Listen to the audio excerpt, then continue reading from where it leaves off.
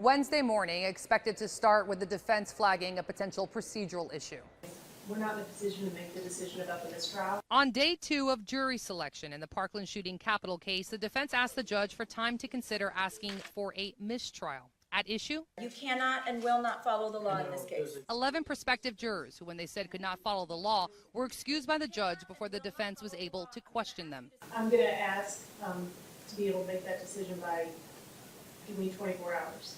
No, I'll give you 5 or 10 minutes, but You're going to give me 5 or 10 minutes to make a decision about whether I want to file, ask for a mistrial in a 17-count capital murder.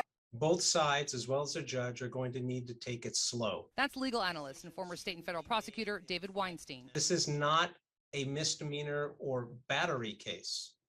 This is a case involving the death penalty, and so it needs to proceed in a much slower fashion. The judge indicated perhaps the prospective jurors at issue could be recalled. I do think that we can resummons these folks to come back in a couple of weeks.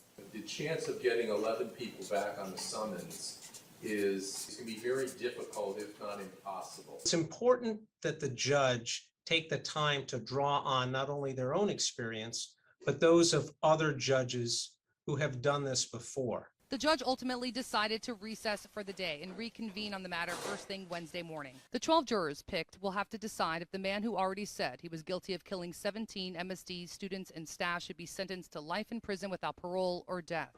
We are expected to learn more about what the defense plans to do first thing Wednesday morning. In Fort Lauderdale, Christina Vasquez, Local 10 News.